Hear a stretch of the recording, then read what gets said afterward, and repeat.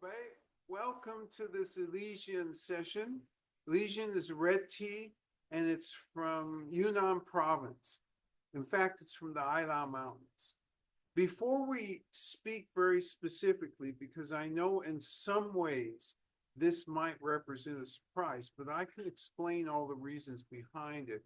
I want to remind everybody that we close on March 7th and reopen again on April 12th. So March 8th is a Saturday, April 12th is a Saturday. April 12th will be open, March 8th we will be closed. March 7th will be the last open day that we have. All right, that is the last open day we have before we journey. The journey, in short, will start in Japan and will end in China. And we have specific things that we're trying to accomplish in both places.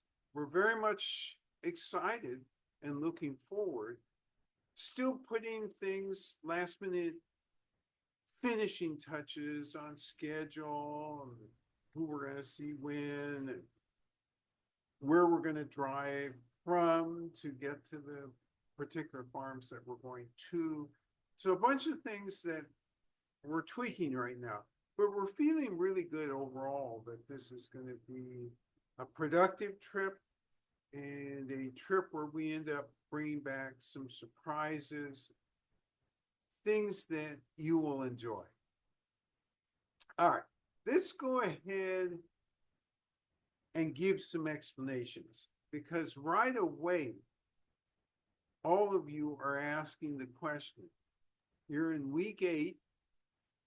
You started out the first 3 weeks in Yunnan in good order, and very predictably, you went to Chiman County and spent 3 wonderful weeks near the Yellow Mountains.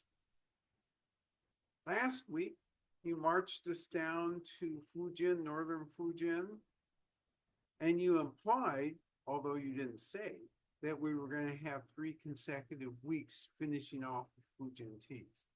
I knew in my head that we weren't going to have that, but the reason I waited till today to explain it is because really what we're finding now is contrasts are really working well for all of you.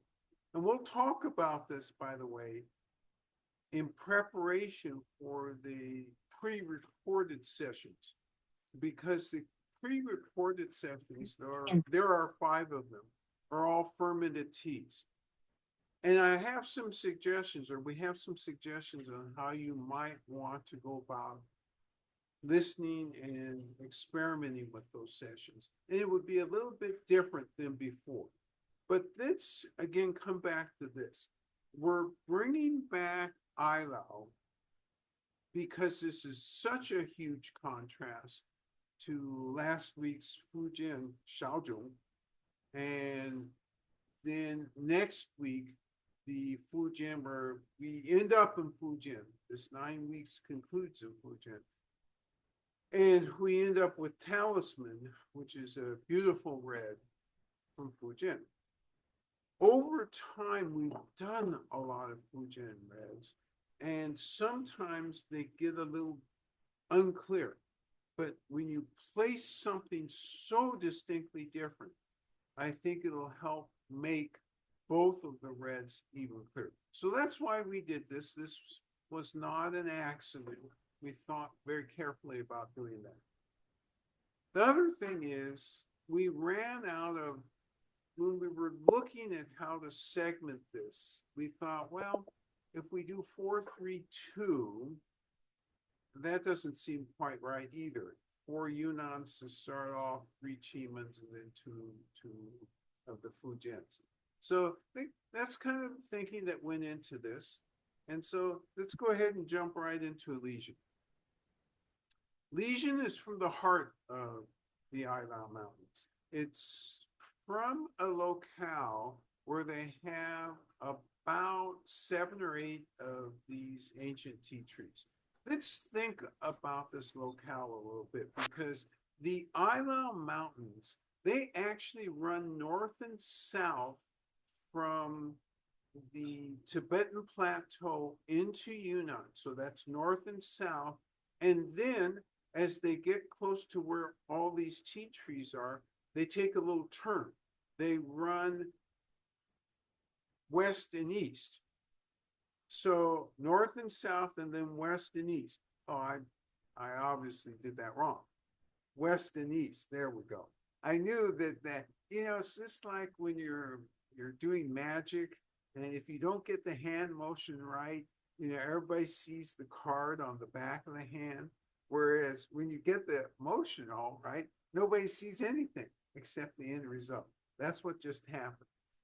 So why is this important? It's important because this has so many different climates. It has so many different anomalies associated with it. That is to say, the Yunnan Mountains have so many different climates and anomalies associated with it. So let's talk a little bit about the climate.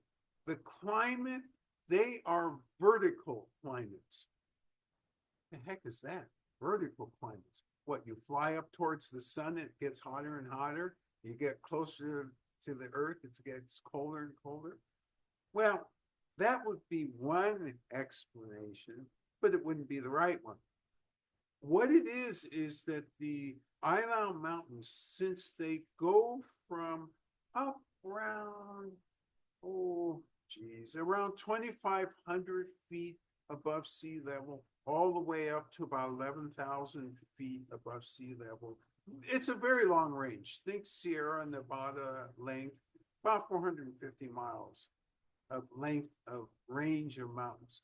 And so when you're at the lower levels, you don't get a sense that this is ancient tree territory because it's terraced, you're growing rice there, and the climate truly is different. It's more humid, but as the elevation increases, as you go higher and higher, you get these subsets of climate. And as such, you get subsets of flora and fauna. Obviously, there's some overlap. And I've seen this many times in China. The Shan in northeast China is a perfect example of this. You go up this mountain that's, I don't know, maybe 8,000 or 9,000 feet above sea level.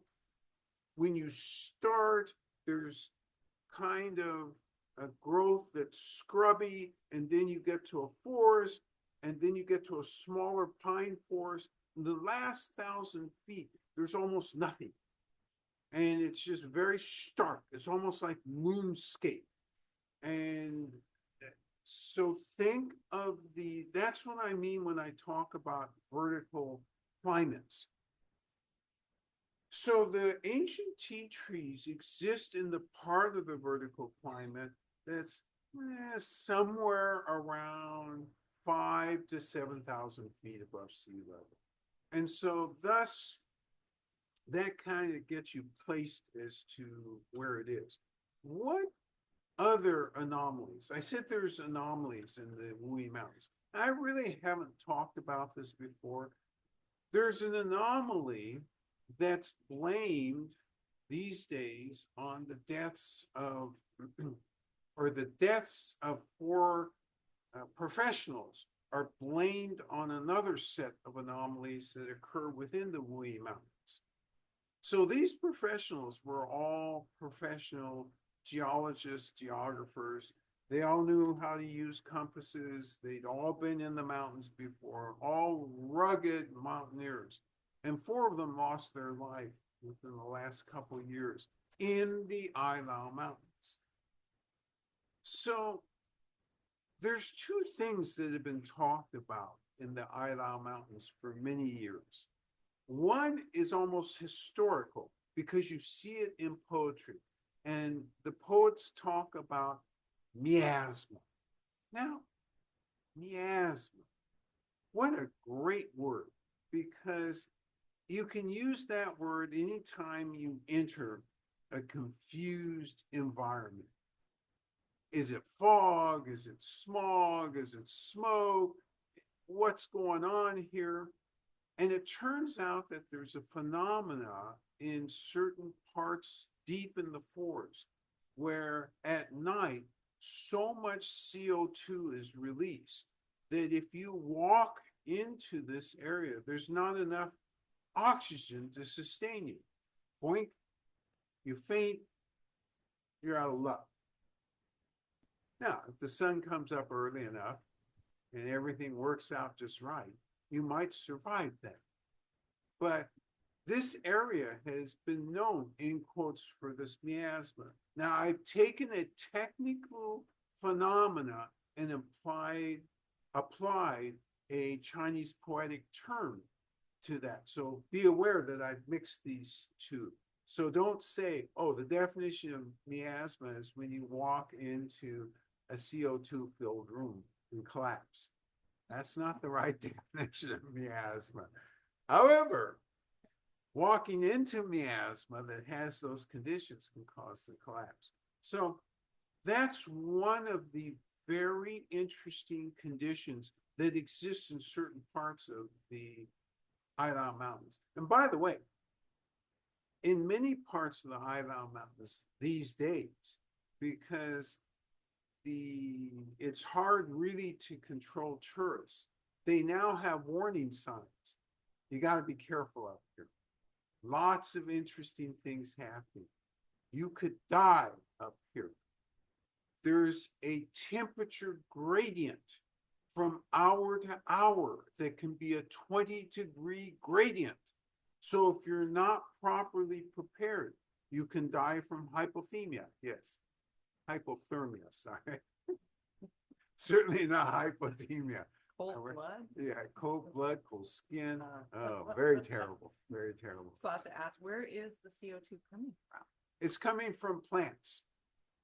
So to go back to this area, aside from the fauna that you may not want to run into alone, that would include panthers, it would include certain types of snakes, certain types of very venomous insects, you know, the regular unknowns when you go to a place. There's another unknown, and there's more and more evidence that for some reason in this geographical configuration, there's more magnetism than there should be. More magnetism maybe than anywhere else on Earth. So your compasses don't work right. You go there, you're thinking, yeah, I'm going north. Hey, what? You're looking at the sun because your eyes are still working. Compass may not be looking. That's not north I'm going. So this is what they surmised happened to these very experienced mountaineers. Probably caught in one of these 20 or more degree quick changes of environment and weren't properly prepared for that. And probably because they thought they were going a certain direction and they ended up, they weren't going that direction, or they were going another direction. So the Island Mountains are a really mysterious place and a perfect place as a home, maybe the home for the source of tea trees, tea plant overall. This may be the starting area overall for that. Now, some of you are wondering, but not those of you who went with us to the Highland Mountains. But for those of you who didn't go with us to the Highland Mountains, and you suddenly realize, oh, these are all these anomalies that exist there. I usually think of you, though you're an understudy, I usually think of you as conservative and careful. But what you just described feels dangerous and wild. The path that we went in the Island Mountains is close to the entrance. It's well traveled. There are park rangers between where we enter the Island Mountains and the tea tree that we take everybody up to. So no, we did not take people down to these really, really wild and unpredictable areas. And we knew that some of those places existed and had been warned a few times in 2018 about that, because Bijou and I had both thought maybe we could go on one of these expeditions to go deep into the mountains. And they said, you know, this isn't your normal expedition. And so we already were getting a sense that in some parts of the mountains it was very wild. But that's a good and a bad thing, isn't it? The ultimate isolation of it, as well as the difficulty of traversing it, means that things are untouched, lightly touched. Let's put it that way. You don't have civilization that's destroyed the atmosphere at the the Aina Mountains. When you enter the Aina Mountains, it's beautiful. The forest floor, all the ferns, the creeks running through, the variety of different ancient trees. It's just a beautiful panorama. And in this part of the preserve, actually there are villagers that live. So within the Aina Mountains, there's probably around 16,000 villagers that live there. And they're separated into different villages, and it's mostly indigenous peoples. So the tea you're going to get today comes from this area. And the reason we wanted to contrast this, you talk about Xiaozhu or wild tea in Fujian, you get one sort of impression. This is truly ancient tea. You get a different sort of impression. You talk about the craft that goes into Tungo or Gongfu or Xiaozhu, and there's all a craft that goes into it. Lots of steps, great care. This is the Ailau Mountains, indigenous peoples. I don't want to say that there isn't great care, because they take the tea tree as their totem. So obviously there's great care, but it's a completely, utterly different process. Although at the end of the day, well, why is it called red tea? Heavily oxidized. So Xiaozhong in Fujian, heavily oxidized. The stuff here in Ailau, also heavily oxidized. Is the Ailau oxidation at the same level as the oxidation in Fujian province? And the answer is no. It's a little bit less.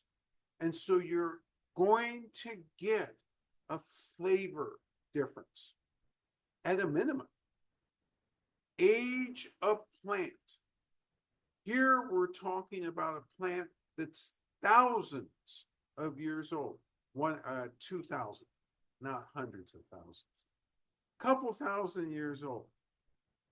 In wild tea in Fujian province, you're talking about plants maybe 400 years old, maybe.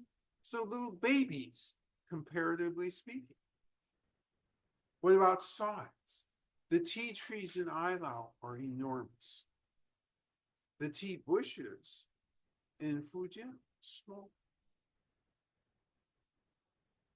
I would say the one exact similarity that they both have is they both give great big flavor.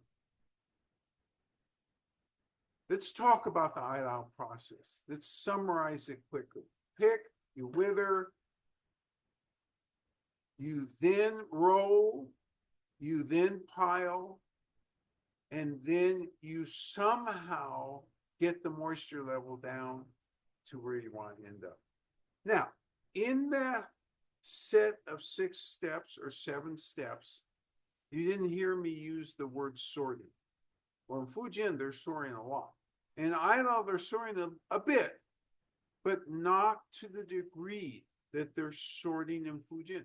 Fujian, remember last week when we had the tea, remember the uniformity of that tea. Oh my gosh, talk about uniformity. Remember Chiman, when we were doing all the teas from Chiman, whether it was a bud and 2 leaves, a bud only, or a bud and a leaf, whatever it was all the way through. Oh, you mean Idaho's not the same? Oh, you'll see very shortly, not the same.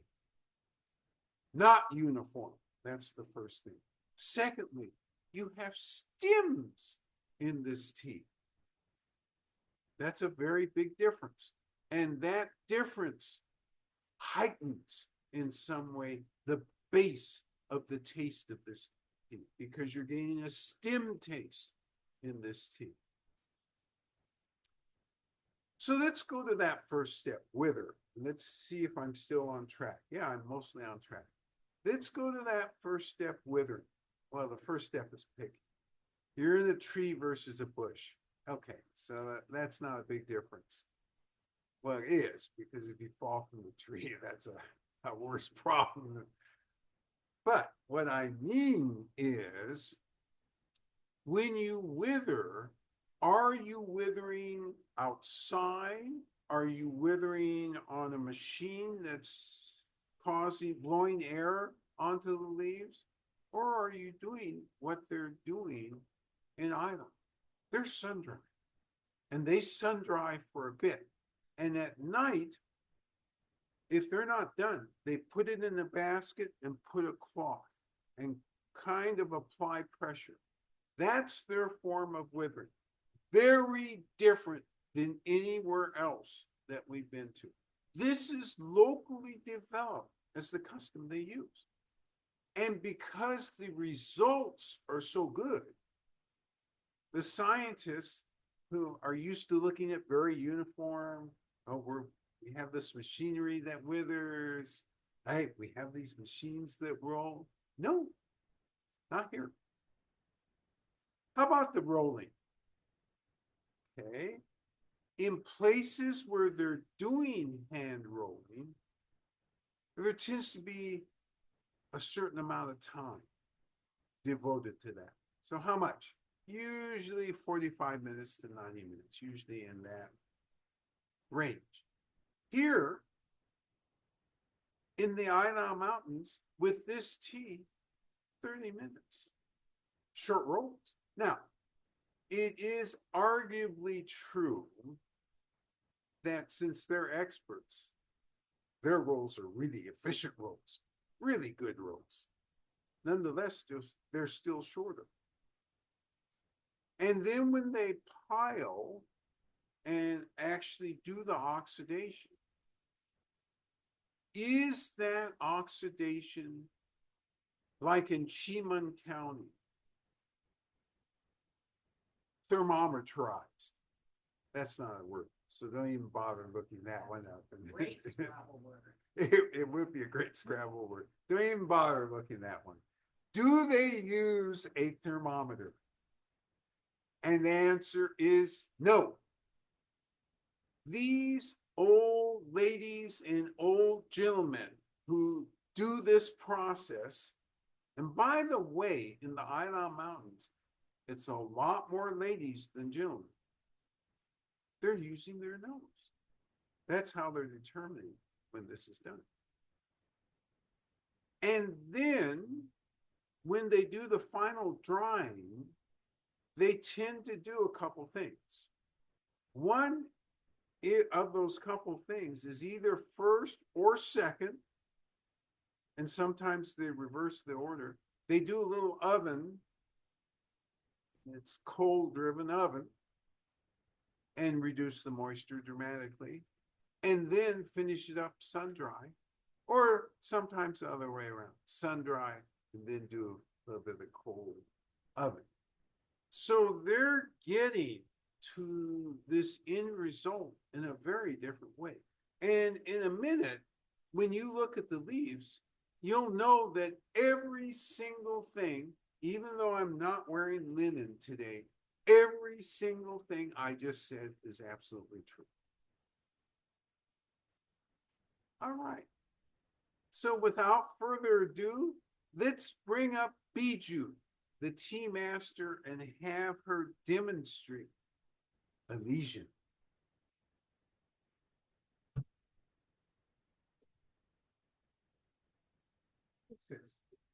6 and 4. Yeah. 早上好，Good morning. We do the red tea from Yunnan Island. Huh? Yeah, probably. Please. Okay. So you see her set up. She has 3 cups. All you really need are 2. And then she's got a kitchen strainer. And if your setup was 1 cup less, that would be wonderful.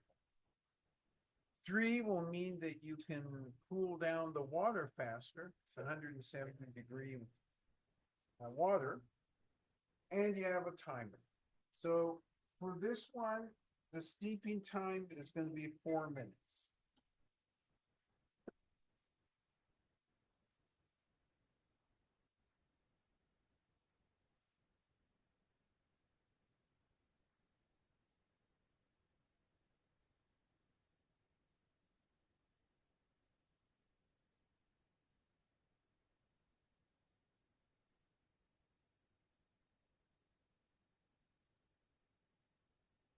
All right, all the cups are clean, heated.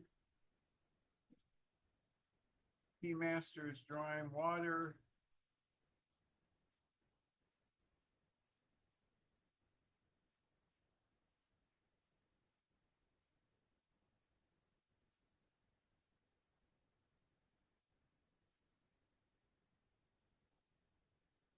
Dissipating the steam, aerating the water.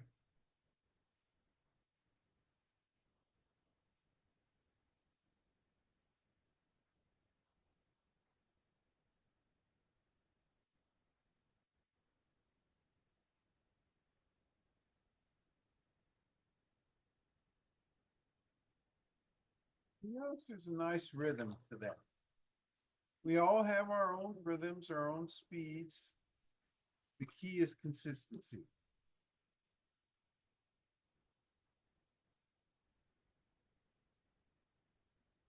So there's 6 grams in this.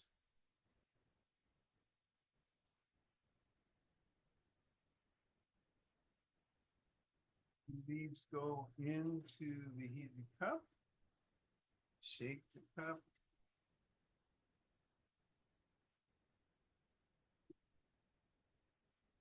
Water back in the kettle so that the pour can be controlled.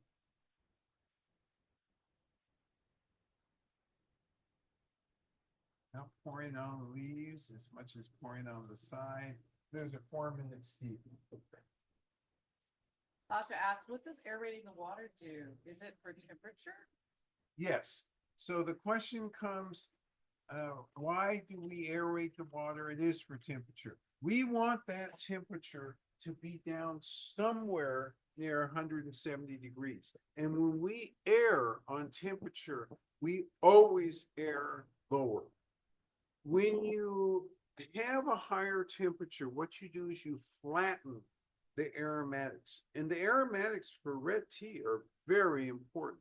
So if it has hints of chocolate or hints of caramel or hints of floral or fruit, all of that becomes flattened. And especially when we're dealing with ancient tree, we don't want that to happen. So great question, Sasha.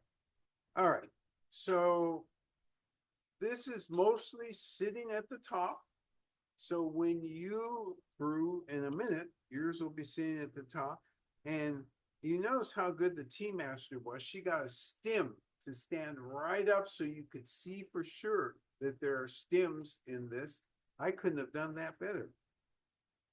And the other thing you'll notice when you brew yours is, wow, not so uniform.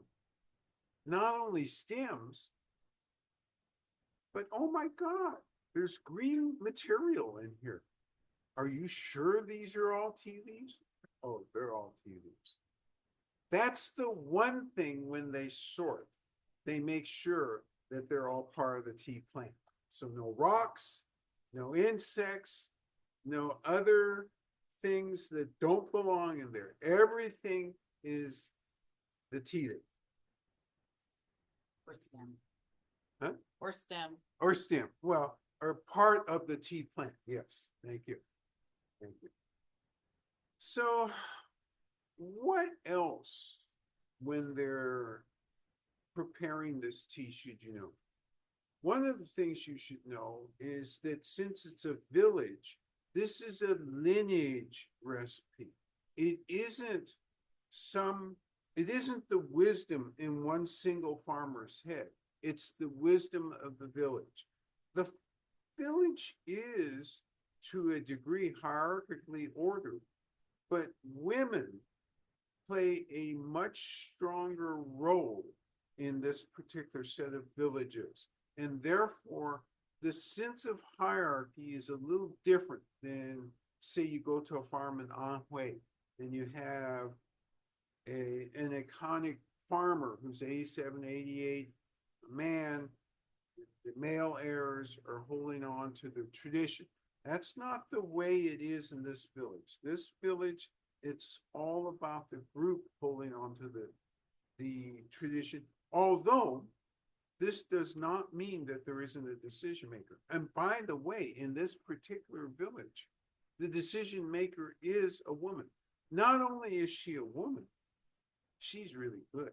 She has gotten the women from neighboring villages to cooperate and to form a co-op. And so they are together marketing their tea from the Bowie Mountains. And hence, and by the way, that's not why you have stems in here. So let's not get confused about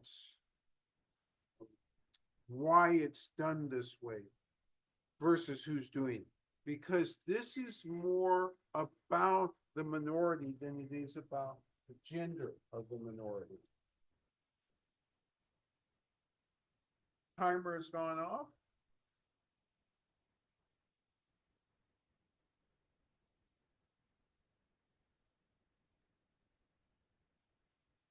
This is on purpose，公有必须要把茶叶都放进去。So you notice how she grouped all the leaves into the strainer, right? And then she pressed it. And that was all on purpose to get the full flavor, the full rich flavor of this. Let's take a look at this color. Now, red tea. Remembering red tea is what you call black, or what is called black tea in the West. I don't even see any hints of black in this. I wonder what it's going to taste like. Well, before we actually start really tasting, let's think about what we're going to do. We're going to enter the quality arena, and the quality arena is an opportunity to identify where there's astringency, where is the aftertaste, what is the aftertaste, and what do you feel in terms of energy. So I'm going to enter that quality arena.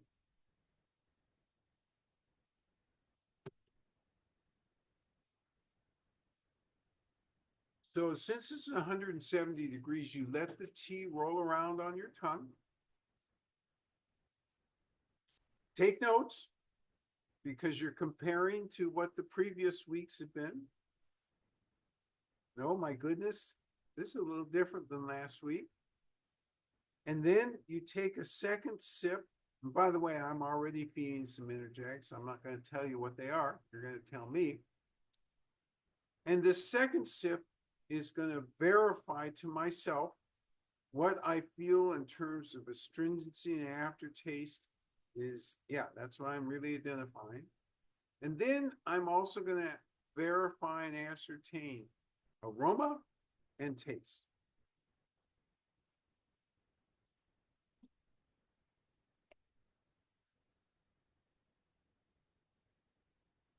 And you notice I use a rhythm.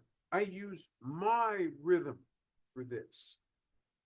You all use your rhythm because we all go at different speeds. The thing to note is every week I am consistent. Why am I consistent? Because I'm present with this tea. And as I'm present with the tea, I come to fully understand. Tea Master, by the way, has put a tea toy, and these things are fun. This one simulates a leaf, and it's lychee, and it's in this beautiful container. And look, there's a frog in there, and the artistry out of this thing is incredible. And so these are fun to have to play with, but it's not a necessity. If you're all about the tea, hey, don't show me any of the beautiful other things. I just want the tea. That's okay. We have fun. All right, your turn to brew.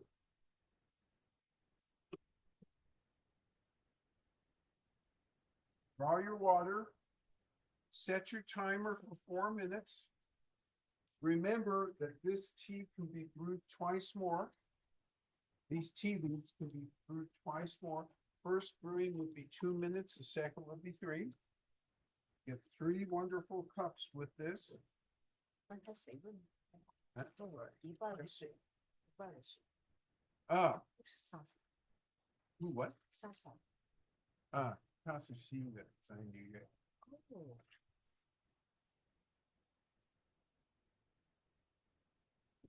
The tea master's just checking in to make sure that I'm, even though I don't have linen on, that I'm reporting correctly. I will learn that. So I can. Yes, she's wearing linen, so yeah, everything she says, will be true. But wait a minute, she's the tea master, which means automatically everything she says. Wow. 175. Okay, so she's going to aerate and dissipate steam, get that temperature down. Rhythmically, being present.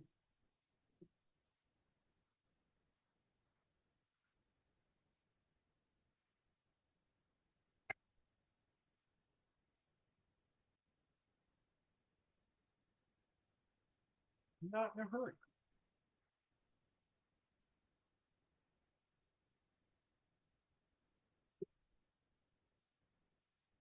She gets the tea, and you'll get your tea from bag number 2. It'll say Elysian on it.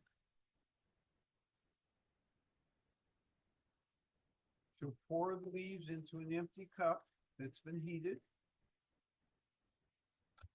She'll shake, get the leaves warmed. She'll smell.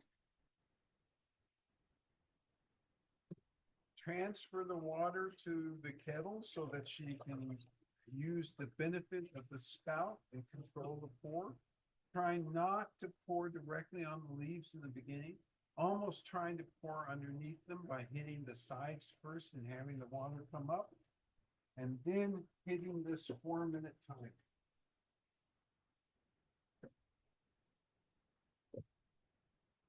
Yeah. And making sure that the recipient cup is heated. Okay. So, what is this village like? Aside from isolated and far away, do kids go to school? Oh yeah, they've got local schools. It's a different way of growing up though. When you grow up in the city in China, it's kind of an intense experience. When you grow up in the rural areas of China, it's another type of experience which has another pace of life associated with it. And as such, the kids are both learning, but also connected with the culture itself as well as family life on the farm, so to speak. In the tea fields is really what I should say. And so there's that rhythm. The other rhythm is you're very exposed in these forests.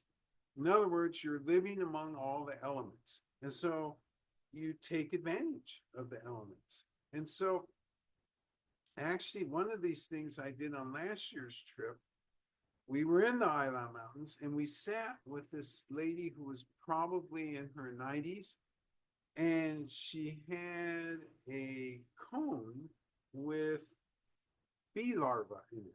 And so she was picking out one by one the bee larvae. In fact, there were about 5 ladies picking it out because that was going to be part of an upcoming meal. So I sat and learned the techniques for doing that. So these trips are all about tea when we go. We absolutely are all about tea. When we talk tea science, we talk tea custom, we talk tea culture. These things are what we lead with. But then we actually also spend time exploring with the local culture, getting to know the families, getting to know the people, because it tells you so much about what they believe about tea and what they believe their role in relationship to tea in the world should be. And it gives you a local history that most Westerners aren't exposed to, because living in these areas and your land all of a sudden becomes a World Heritage Site. Well, how does that change your life? What things do you have to do differently? These are all things we can answer because we've spent the time. What are these guys eating on a daily basis? Well, they eat all the meats, beef, lamb, and pork. They season it heavily, and for the most part, barbecue. And then they have all of these wonderful other soups and dishes for which they use local herbs, local traditional Chinese medicines, and mix everything together. It's fabulous. Yes. Jennifer says the warm, dry leaves have an aroma of a light tropical fruit like lychee or kiwi. Love this comment, Jennifer. The warm leaves have a tropical fruit nature to them, almost like lychee. And you said it in the exact way I would have said it, because when I was first smelling it, I did. Lychee is the first thing that came to mind, the catch. By the way, your timer has gone off, and you're going to methodically, rhythmically separate the tea leaves from the tea water.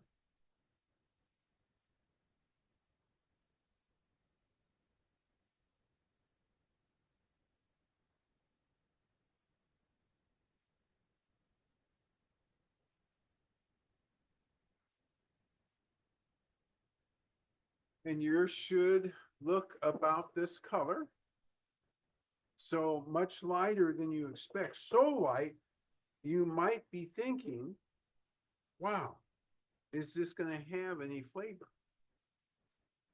Couple of concurring comments.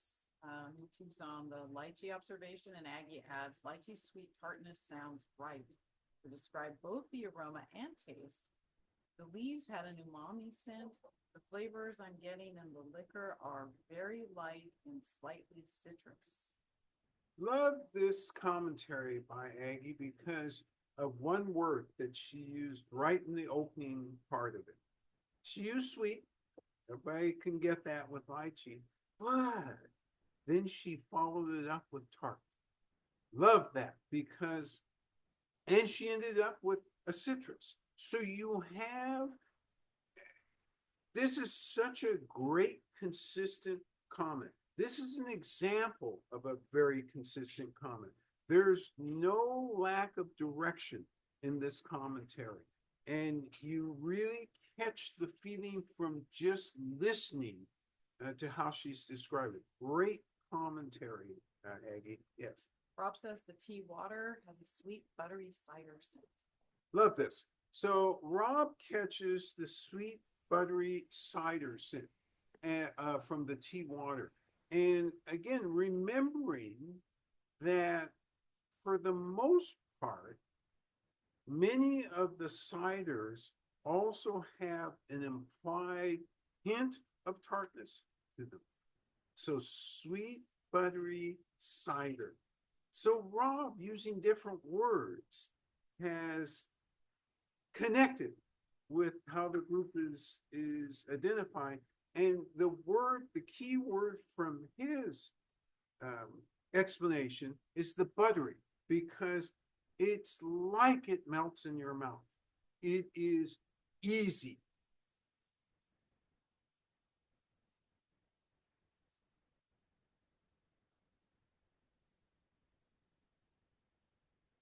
And again, I hope you looked at these leaves, because A, they're gigantic, B, they're diverse, and C, they're not uniform.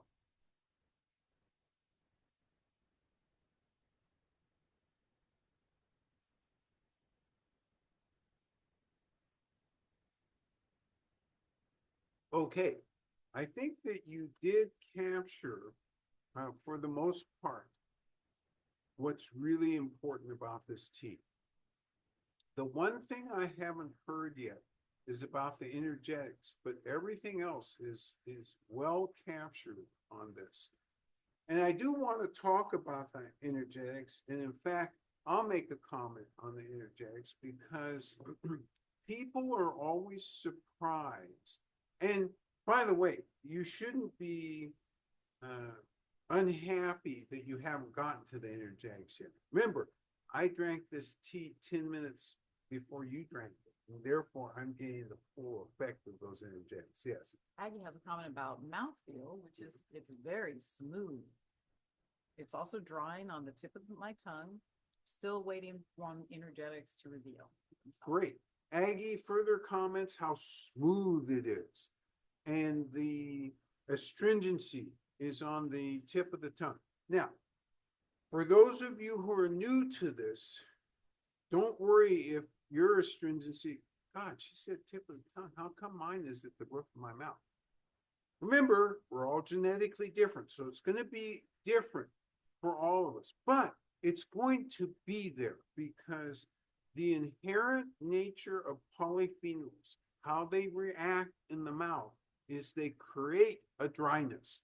So if you're not getting a dryness, that's a problem. But if you're getting an astringency / dryness somewhere in the mouth, oh, real tea. They didn't try and trick me. Yes. Dylan says flavor just keeps going after each sip. Love this comment. Great comment, Dylan.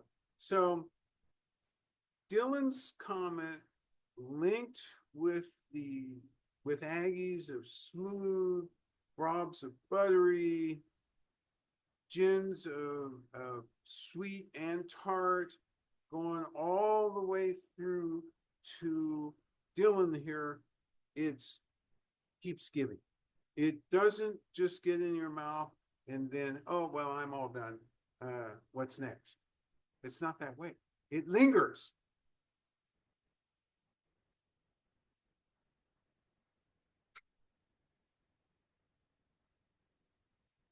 So for energetics, one of the things I want to comment on, and this is especially true, and we have a customer whose mother is undergoing chemotherapy on the East Coast. And one of the things, trying to help this customer decide what to take back to the mother, we were thinking about, how do you bring a calmness? How do you bring a groundedness? And you bring it with ancient tree. Ancient tree, for whatever reason, whatever style it is, whether it's red or white or any other style, it seems to bring on top of everything else just a calmness, just that extra groundedness that, you get a youngin So what do I mean a Yunnan? A monoclonal plant. It's got all that energy of a monoclonal plant. And it's got big astringency. It lives big. You don't usually get a groundedness from it. You get the ancient tree, you always get a groundedness. And people are frequently surprised because it's like, oh my gosh, this is grounding. Amy says, in addition to calmness, I get an uplifting feeling. Oh, great comment. So Jeannie gets that uplifting feeling as well from this. And that's all part of the energetics, and it's all connected to some element of how you feel. And this is important to recognize with these teas, because many people use other words, you know, do you see some Buddhist manifestation or any of that stuff? No, the real manifestation is in you. Do you feel a certain way? And what is that feeling? Because that's something concrete, and that's something you can address and identify. Yes. Peter says what came to him first was a consistent viscosity, density that lasts. And then a few sips later, it sensed the astringency. And yes, a calm, even pervasive calming and grounding, just like the even viscosity. Two parts of this comment I'm in love with. One is an even grounding, pervasive grounding. The other thing is, Peter is a man after my own heart. Let's use bigger words. So he used density. Yes, tea density, viscosity. Love that, because Dylan talked about long lastingness. That's real clear. Peter attached the depth of this. And I like both comments for that reason. Yes. Heidi says the leaves left in the brewing cup have a very nice aroma with more pronounced citrus and fruit scents. Oh, great. So Aggie went back to the cup, the wet cup of wet leaves, and smelt again and got an even more intense citrus, even more intense, did she say sweetness? Fruit and citrus. And it's absolutely there. I'm sitting here talking to you, and the leaves are below me here, and I keep getting more and more of that. And it is such a pronounced and wonderful smell. And I will say this to you. This is an Ilau smell. The Ilau reds typically have some variation of this smell. That is from the ancient trees. Yes. Laura shares, love this lychee soft flavor. Certain teas give me quick headaches, including some oolongs, but this one, I don't often get headaches, and I don't get them from tea bags. Any insights? So this is a great question. Laura asked the question, why is it that some teas will produce a headache sensation and some won't? And if I understood her comment correctly, this one is not. And many of the tea bag teas do not. Did I get that right? Okay. All right. So there are insights. Depends on what's left in the leaf.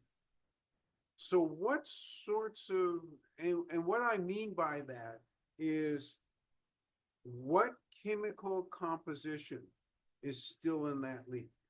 What's the intensity of the polyphenols? What's the intensity of the amino acids? Some combination of those will set off a headache in some people. And for other people, nothing. It's just like the upset stomach for green tea. In general, not in general. Some people, when they drink green tea on an empty stomach, right away, upset. And it's because of that interaction of the polyphenols with their system. Genetically, they're not predisposed to handle without food. Genetically, there's something that you're reacting to, Laura. I'm not quite sure what it is, but I'm sure that that's kind of the way to think about it. Jennifer says this tea feels light and comforting to drink, very easy, and feels like it fits right into a light tea rhythm.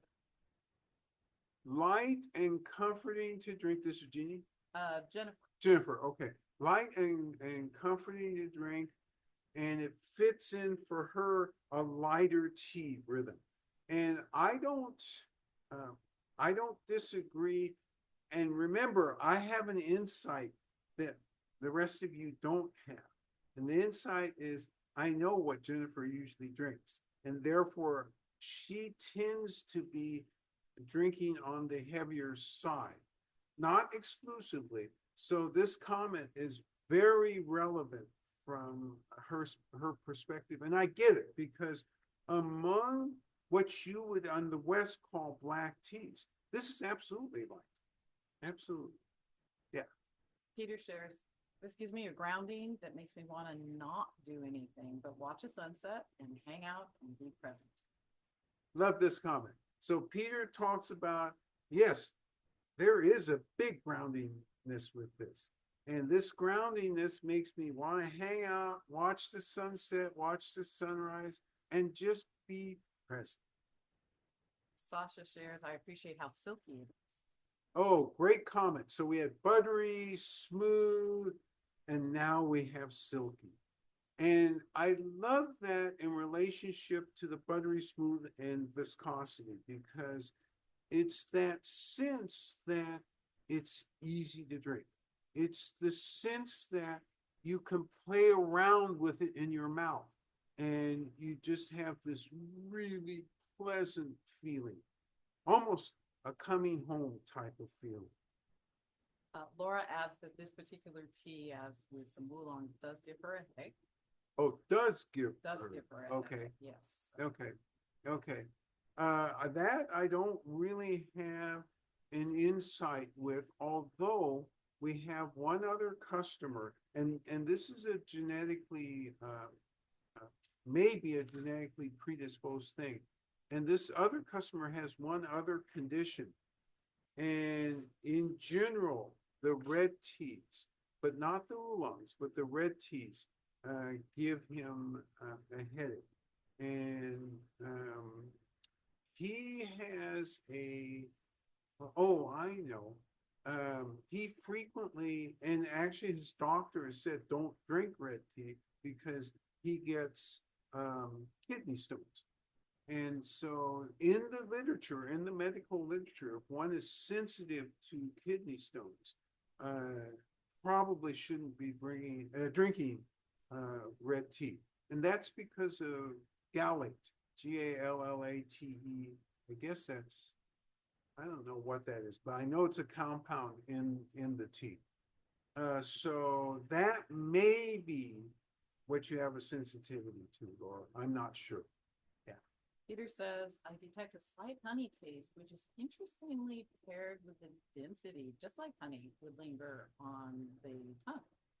Oh, this is a really good comment, because, and it comes from Peter, who already brought up viscosity and then talks about the sweetness as if it's like a honey sweetness. And again, because of the viscosity of how it hangs around the mouth. And that's a really good observation, because when one is drinking this slowly, there really is a sense of fruity / honey. It definitely is there. Sasha says, I can feel my mind, head opening up. And here's a comment from Sasha about mind opening up, head opening up, which means that, Sasha, you're really present, and that's a great thing. Drinking tea, and this is what drinking tea is about here at this shop. It's about keeping yourself present, to be able to appreciate everything around you. All right. As usual,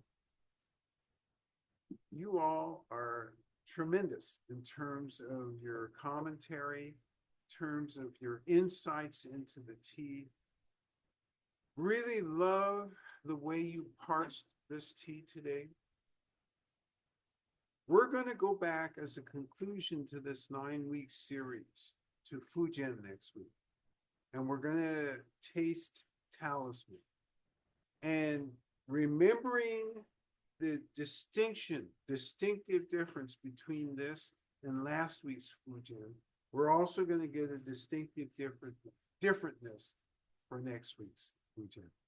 All right, your responsibility this week is to stay safe, stay healthy, and we'll see you next week. Bye-bye now. Here.